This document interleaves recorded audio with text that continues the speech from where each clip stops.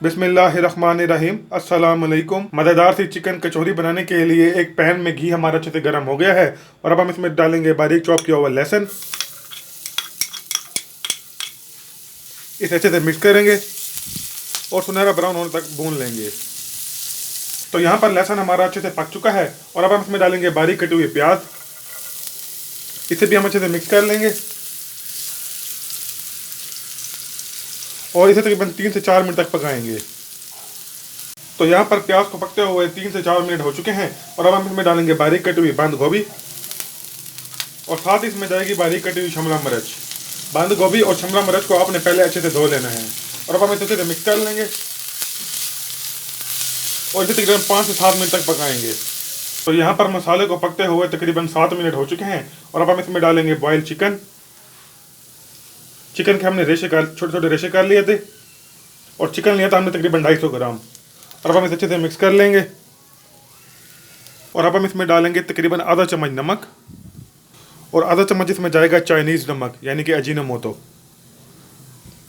आधा चम्मच जाएगा इसमें काली मिर्ची का पाउडर, 1/4 चम्मच जाएगा कुटी हुई लाल मिर्च और आधा चम्मच जाएगा खुश्क धनिया का पाउडर।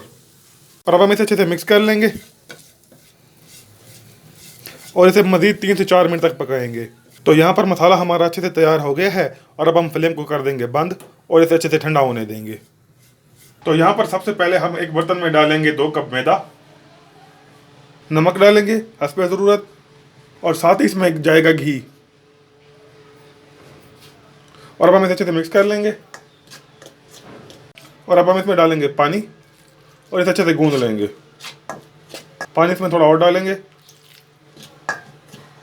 और अब हम इसे हाथ की मदद से अच्छे से गूंद लेंगे।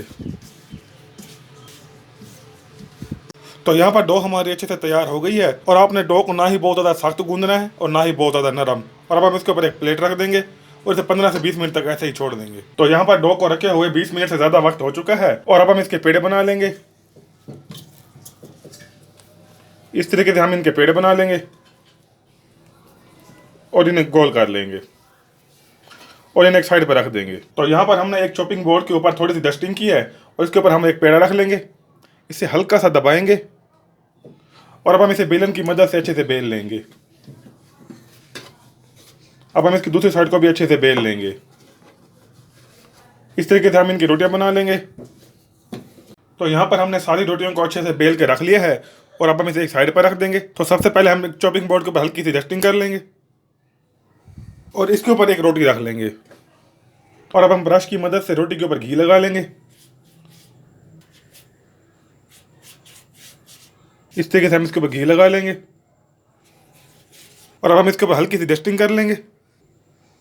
तो सबसे पहले हम इसकी इस साइड को पकड़ लेंगे और इसे थोड़ा सा फोल्ड कर लेंगे और इसी तरीके से हम इसकी दूसरी साइड को भी फोल्ड कर लेंगे और इसके ऊपर फिर एक बार अच्छे से घी लगा लेंगे। इसके ऊपर एक बार फिर से डस्टिंग कर लेंगे और इसे भी फोल्ड कर लेंगे। इसके ऊपर हल्का सा दबाएंगे और अब हम इनके दोनों कोनों को पकड़ के थोड़ा सा खींचेंगे ताकि ये थोड़ा बड़ा हो जाए और अब हम इसके इस कोने को पकड़ के इसे रोल कर लेंगे। इस तरीके से हम इसे रोल कर लेंगे। तो अभी जो है ना हमने इसको अच्छे से रोल कर लिया है और अब हम इसकी इस साइड से जो है ना छुरी की मदद से दरमियान से काट लेंगे और इसे 2 हिस्सों में तकसीम कर लेंगे और इन्हें एक साइड पर रख देंगे। इसी तरीके से हम बाकी को भी अच्छे से बना लेंगे। तो यहाँ पर सबसे पहले हम इस चॉपिंग बोर्ड के ऊपर जो है ना एक पेड़ा रख लेंगे। तो यहाँ पर सबसे पहले हम इस चॉपिंग बोर्ड के ऊपर जो है ना एक पेड़ा रख लेंगे और अब हम इसकी साइड को उल्टा कर देंगे और इसे अच्छे से बेल लेंगे।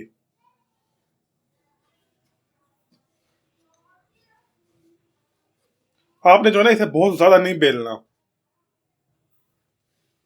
ताकि जो है ना इसकी जो लेयर है ना वो खराब ना हो जाए। इस तरीके से आपने इसे आराम आराम से बेलना है। कचौरी के लिए जो रोटी है वो अच्छे से तैयार हो गई है और यहाँ पर हमने लिया एक कटोरी।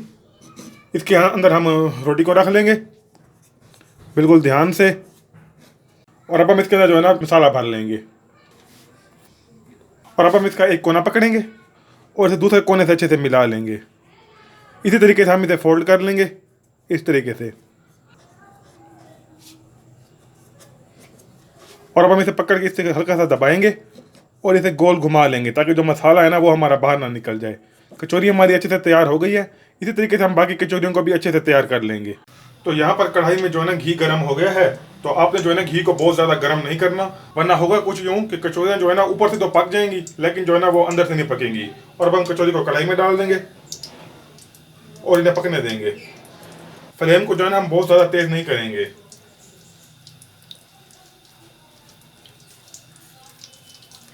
तो यहाँ पर चिकन कचौरी को पकते हुए अब तक 2 से 3 मिनट हो चुके हैं और अब हम इनकी साइड चेंज कर लेंगे।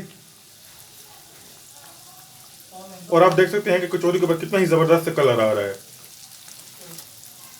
तो यहाँ पर चिकन कचौरी हमारी बिल्कुल तैयार हो गई है और अब हम फ्लेम को कर देंगे बंद और इन्हें जो है ना निकाल लेंगे।